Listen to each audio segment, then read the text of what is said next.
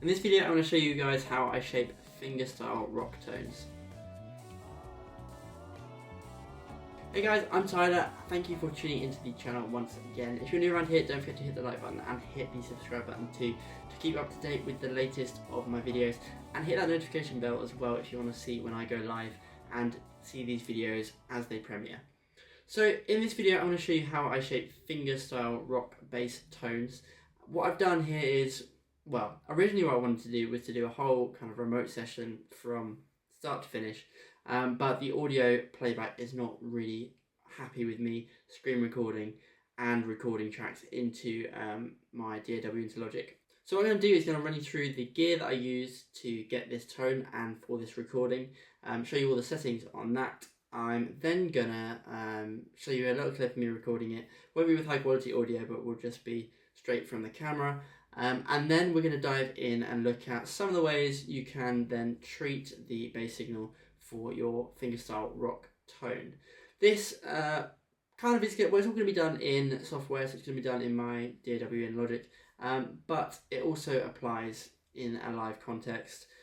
Obviously here in the UK there is no chance of playing live anytime soon whilst we're still in lockdown, so this is pretty much as close as I can get to replicating that. And I think a lot of us in general, if we kind of stuck to more of these principles when we were working with our live sound, particularly if you're in a band and you play with these guys regularly, if you try to apply some of these principles across your live show, I think we'd all have a much better and more enjoyable experience hearing both ourselves, letting the rest of the band hear themselves, and then the audience hear a great tone and sound as a band as a whole overall. So for this track I used my MTD AG5, as you can see here, the USA model, and did a really great job. I was really impressed with how it sounded. This bass is incredibly versatile and just super comfortable to play, so it's an absolute joy. When it comes to rock style, I don't think you need to be too fussy about what you're playing pickup wise, but the pickups underneath here in the casings are technically two P-bass pickups, the MTD's version of a P-bass pickup, and I think it works really well. I love P-basses and P-bass tone, so I think if you stick to a P or a J, you're going to be absolutely fine. A PJ is a great combination as well. This here is a PP technically, but what I've done is I've balanced it slightly towards the back pickup, so very slightly off center. So the back pickup is getting a little bit more of the glory than the front one, but only a smidge, just to nudge it off. That helps get a bit more mid-range, which I think is really important when doing fingerstyle and in the rock context, just to make sure you cut through rather than you have this big fat glorious tone that no one can really hear or define. You're better off having a little bit just towards the back pickup. I don't like the back pickup on its own in general, but just a little bit more to the back works for me absolutely fine without kind of sacrificing my own tonal wants and desires. Next we've got the bass EQ knob, which I've got kind of, well, it's probably about 25% above center, 10 to 20% above center actually. So yeah, it's on about 60% overall. I think I've got the mid-range knob set pretty high, and you can see here I've got a 3-band switch. This changes it from 200 Hz at the bottom, 400 and then 1K. I've got this set at 1K, and I've got it turned up to probably 80% overall. And then the treble knob here I've got turned up pretty high too, that's on about 75% itself.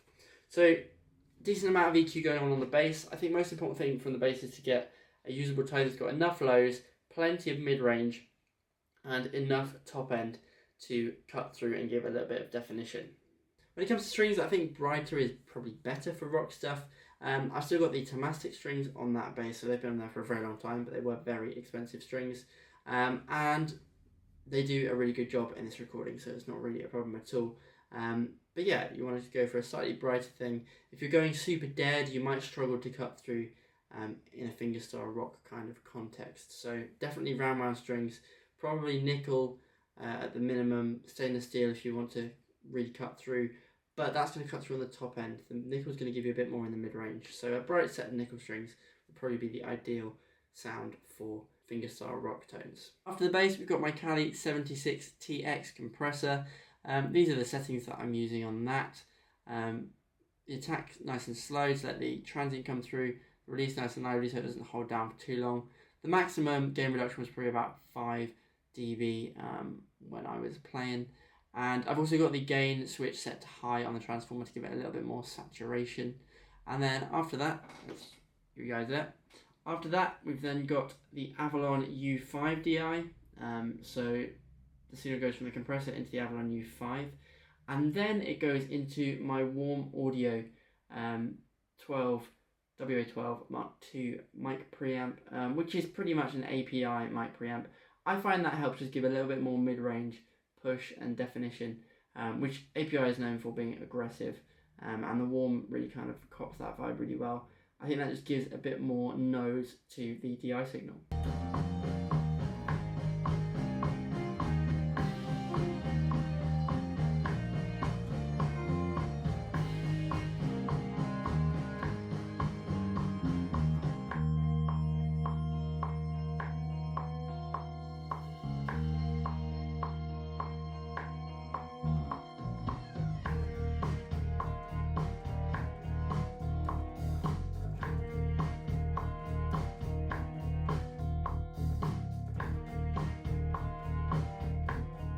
So first things first, let's just listen to the recording DI as it is.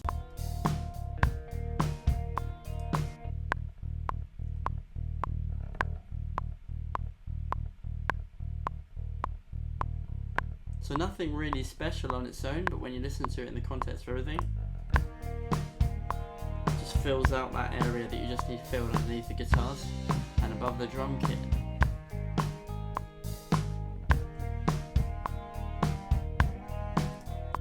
Solo again, you can hear the kind of 1K-ness there, that little bit of nose that you can hear, little texture of the fingers, and then the high ends there as well. There you can hear it quite clearly there.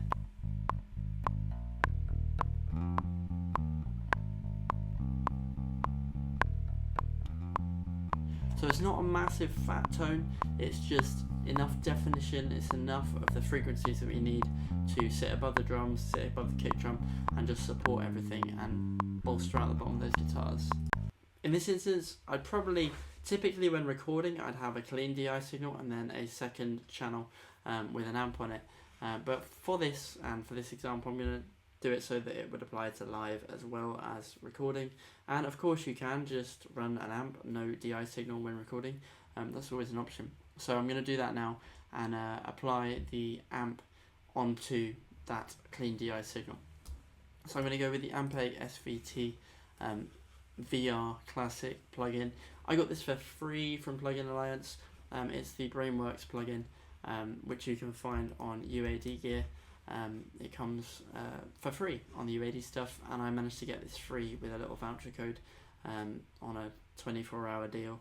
So just keep your eyes peeled. It's a really good plugin just to have in your arsenal and just to use on bass. Yeah, you can't go wrong with it. It's a classic tone. And I prefer the SVT stuff when it comes to rock. Most other styles I quite like a more B15 style tone, but for this and rock stuff, the SVT can't really be beaten in my opinion.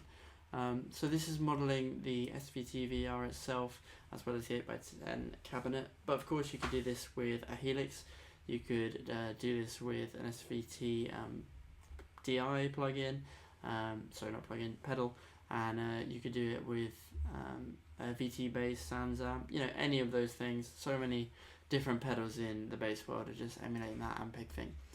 So here's the, let's just do a little A-B with and without it. So that's without, and then with.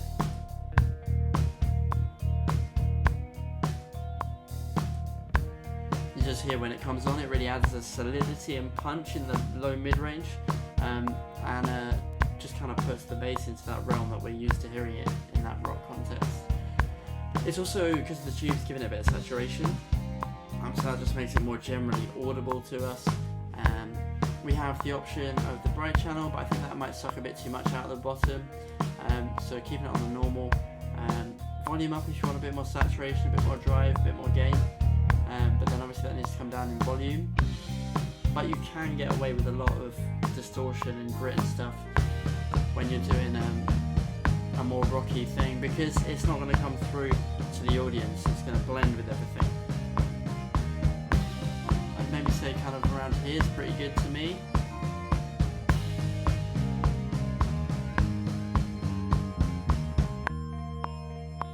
As you can see there, I've been able to bring the volume down a lot because the EQ and the saturation is allowing the bass to cut through more. Turn up the treble.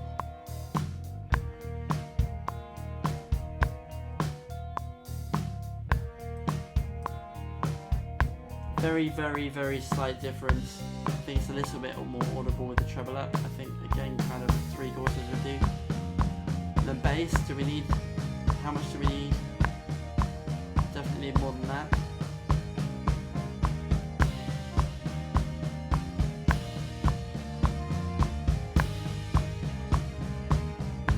Now I like that, but I don't think we need it.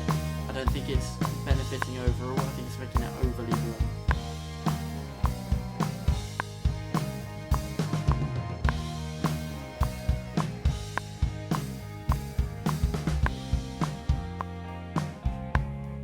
Sounds good to me. Ultra low I don't think we need on. That's just going to create mud at the bottom that we don't need. Same with ultra high, I don't think we need the very, very brightest in this kind of track. So that's kind of, I think, what we need from the SVT plugin.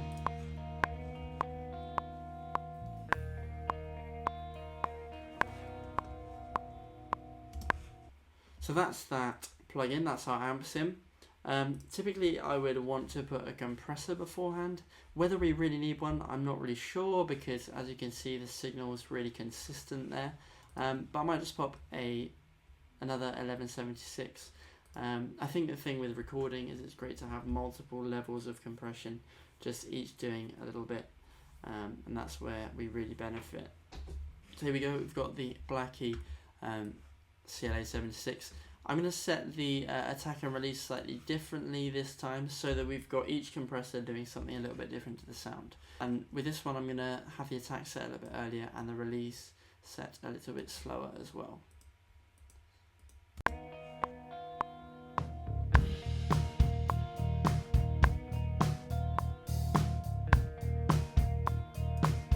Depending on how consistent you want to get that sound, you can tweak it.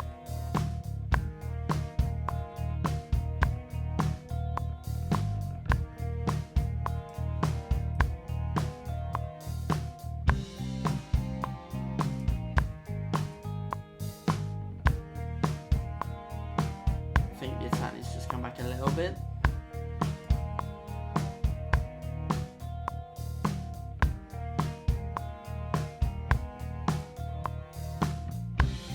About there sounds right to my ears.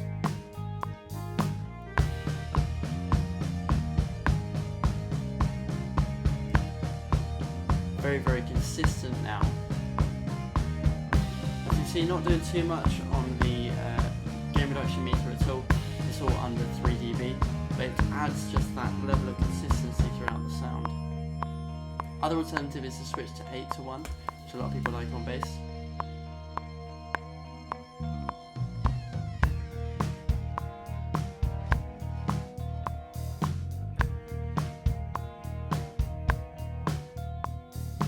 One of those sounds more open, so 4 sounds a bit more open to me, and 8 really squeezes it to me. So those are kind of the typical things I'd go for straight away. Add a little bit of compression and an Ampeg amp sim to give that classic rock flavour, a bit of saturation. Next things you could consider doing is a little bit of EQ, because you can't ever go wrong with a bit of EQ. If you were doing it live, you probably wanted to put this EQ before the amp, but in this instance I'm going to do it after. And what we're going to do is we're going to start cutting some of the frequencies that we just don't need. And yeah, typically you do this before the amp in live, but being able to do it after is quite nice when you're recording. So as you can see down here, we don't really need all this stuff.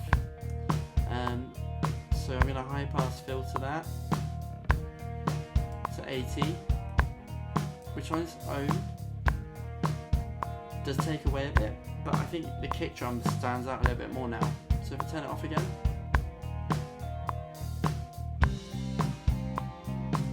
turn it on, the kick drum suddenly comes out and pokes out of the mix. And that's something that we can take into a live situation as well as using when recording. Next, I'm going to just suck a little bit of the 300-y, 250 range out, because I find this gets quite muddy quite quickly. And it doesn't really benefit. You end up with a mix that's overly warm, and it's just mush. It doesn't really help anyone really.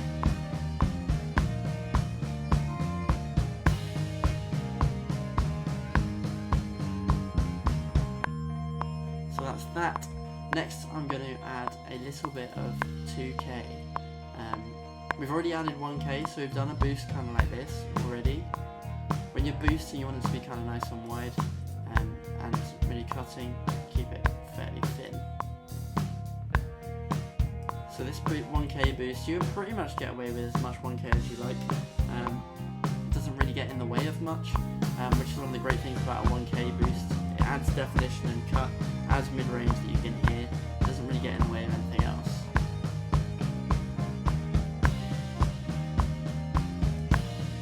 And if you make it as broad as possible, it's not really that audible and obviously boosted, which is nice. I'm then going to add potentially a 2K.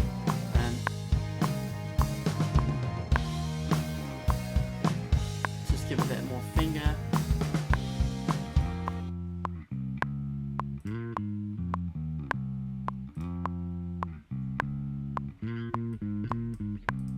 So you can hear there, just a bit darker without it. And when you add it back in, it's a bit more cut in that range. So you've got 1K, you've got 2K as options when you're doing this kind of style, and then you've also got 4K, which I like a lot, which is the Sadowski frequency, is the 4K boost. Just that little bit of cut, as you can hear there.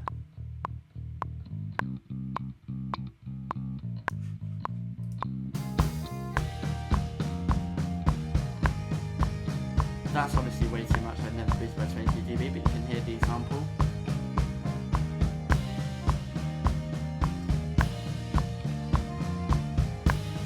And now I think you can hear the bass a lot more clearly.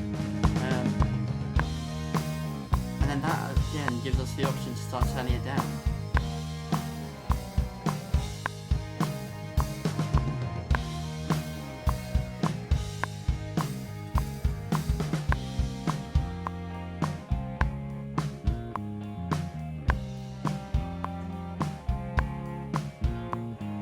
So without the EQ on,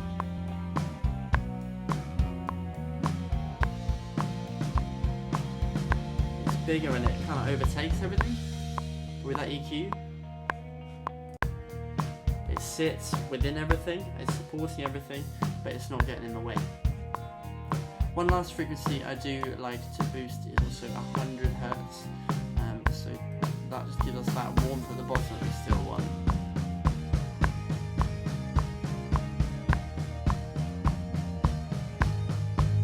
So that's what it's boosting, you can hear it there. But we don't need that much at all.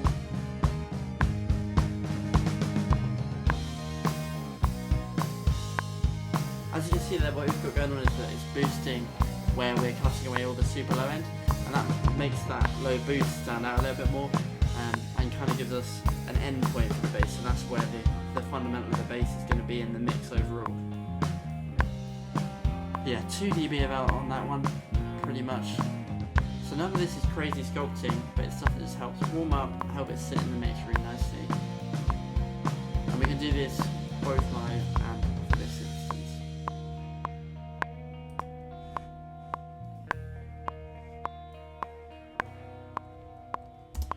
So that's some EQing, some ideas. As I say, 1K to add a bit of boost and finger to cut through, 100 Hz to add a little bit of warmth without getting into that super muddy low mid-range.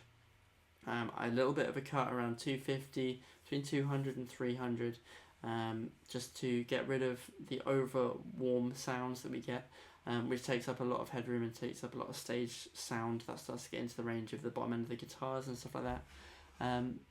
And yeah, that helps it keep it all out of the way of the guitars, whilst also giving us our place to be able to hear what we're doing.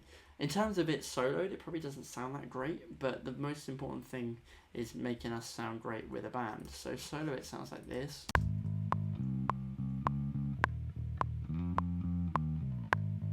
Which isn't anything special. It's a solid bass sound. That's about it for me. But then in the mix,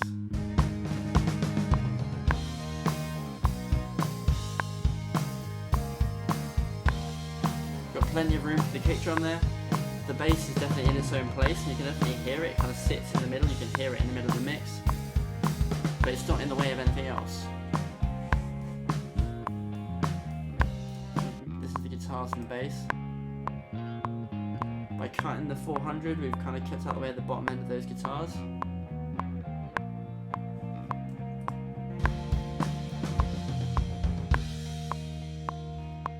Again, you can just keep bringing the volume down.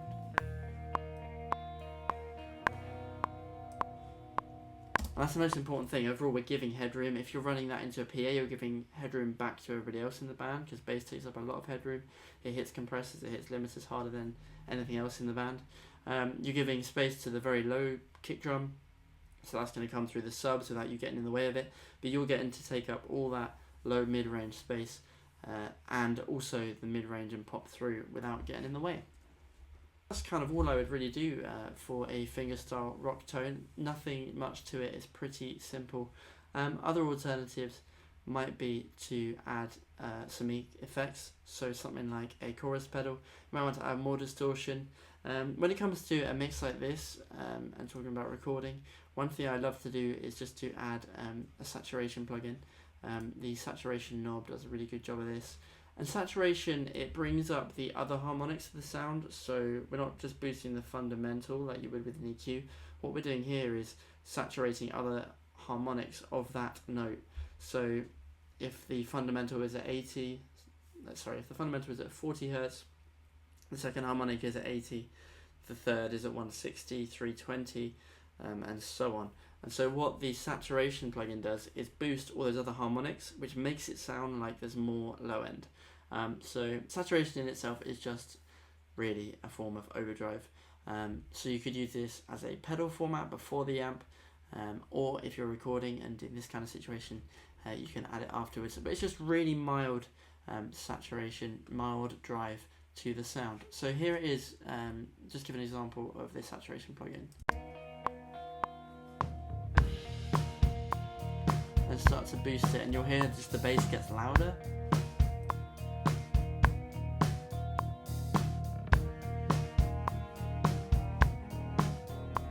Obviously you can start to hear there it's now distorting itself, but it's more present. Bring it back a bit. But in this kind of range you can't really tell in the mix.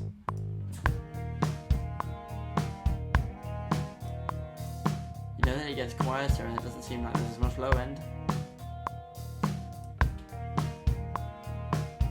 You can't really tell that much that it's that distorted.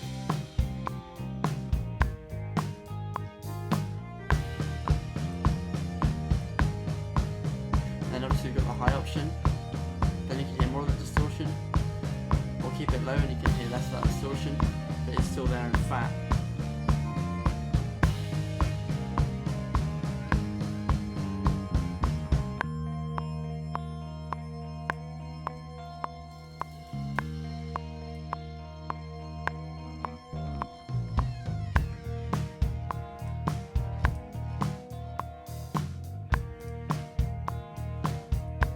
I personally think it's amazing what you can do with the saturation plugin, how much it changes the tone.